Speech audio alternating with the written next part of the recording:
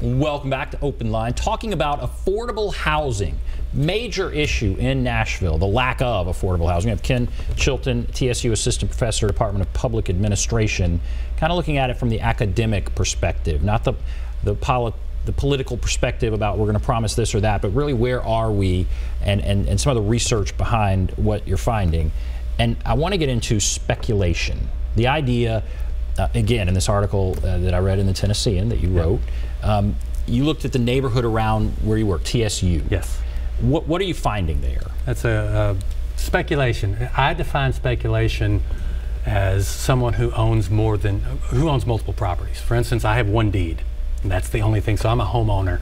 Speculators would be those on multiple deeds. And what I wanted to look at was around TSU, which really hasn't gentrified yet. What's happening? And my hypothesis was that people are starting to buy up that property and sit on it and wait for the market to catch up. So I looked at pre-2008 and post-2008. And pre-2008, I found out of about 9,000 property records, about 16% of those records had multiple owners, or speculators as I'm calling them. Post-2008, it's gone to about 25%.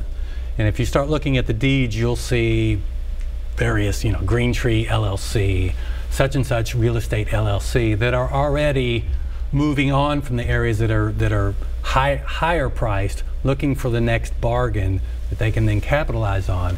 And that, it's no longer just you, the homeowner, competing with other homeowners for properties. It's you, the homeowner, competing with these deep pools of capital that's buying up multiple units of housing, which is artificially inflating the price because the supply stays low.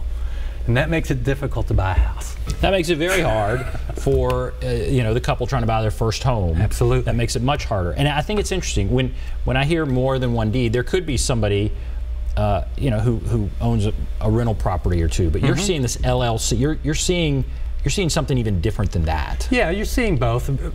Anybody who watches TV sees the infomercials on how to flip a house, or the radio commercials, and there'll be these big conventions that come into town.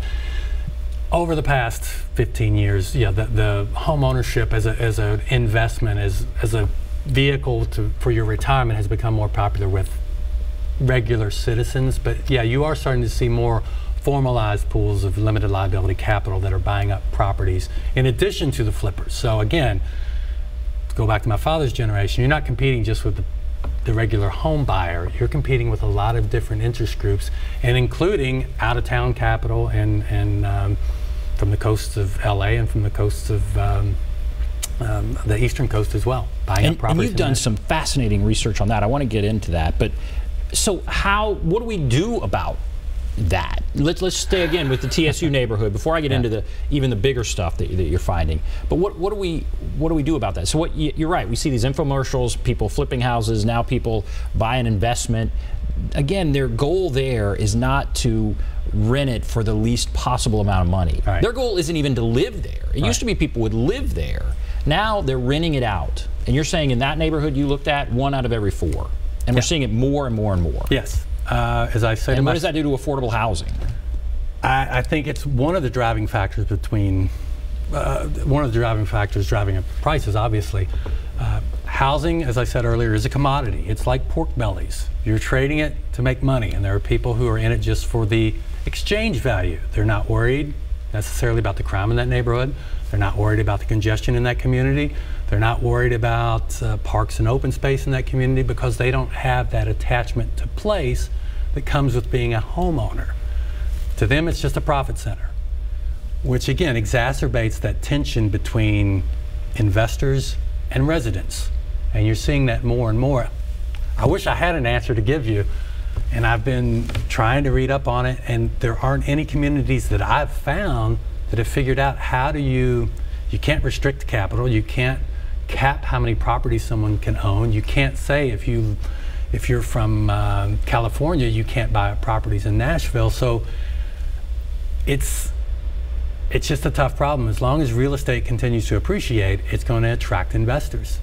Does it crash in a scenario like this? I hope not. I mean, so where does that then lead? Or does it lead to a situation, again, the haves, the have-nots, I suppose, where fewer and fewer people own a home, and they're I mean, where does this lead? You're already seeing that. That's already in the data. Pre-2008 and 2015, home ownership rates have gone down. And you're seeing that in the building permits data as well. If you go back about the last 15 years, or about 2007, 2006, we've caught back up in terms of the total number of units, permits that are applied for, but the mix is a lot different. It was about 80% single family prior to the crash, and now it's about 60% single family. So you're seeing a lot more multi-family units being built, whether that's condos, apartment complexes, things of that nature. Another trend that's happening, and I know this is happening in Chattanooga where they pushed it, is affordable is getting defined down.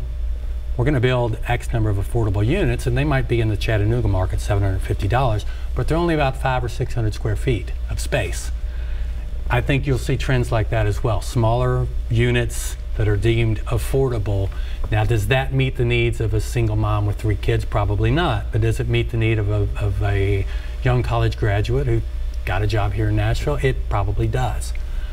But you are seeing that transition nationwide and in Nashville from lower rates of home ownership to higher rates of renter or condo ownership. And all right, I'm about to start taking calls. Sure. Mark, Marge, Bob, others, if you want to stay on the line. All right, you talked about the neighborhood around TSU. 1 out of 4 now are owned by somebody who has more than 1 deed. Yeah. The phenomenon of real estate investment trusts, to me, that's an even bigger thing. Yes. And what are you seeing there? Historically, they would be, buying up malls or shopping centers or hotel REITs. Now there is a single-family rental industry of REITs that are going into hot markets like Tampa, Nashville, Charlotte, Austin, Dallas, and they're buying up single-family houses and converting them to rental. According to their own literature, there's a company called American Homes for Rent, 4 being a numeral instead of written out in script, that have bought up over 2,500 homes in the Nashville region since 2011. They claim that they own about 5.2% of the single-family housing stock in Nashville. And where are they out of? They're out of California. So they're in California, they own 5% of our houses. Yes. So in a 6-year time period, that big of a shock on the supply probably has repercussions for prices. And the deeds I've looked at, we're collecting the deeds, and we're going to continue to do this for the whole region.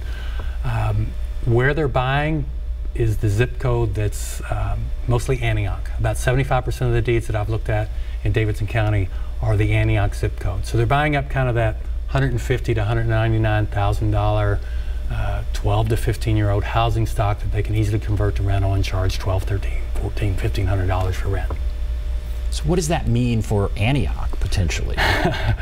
I think that some people would say, as we talked about earlier, the suburbanization of poverty. Other research I've done that looked at cold spots and hot spots for different ethnic groups and racial groups, and one of the things we looked at was where are African American citizens going in Davidson County, and the ones where the change of population was statistically significant show that the cold spots are downtown and near TSU, and the hot spots are in Antioch and a few up near Madison. That lower income people are being pushed into those communities.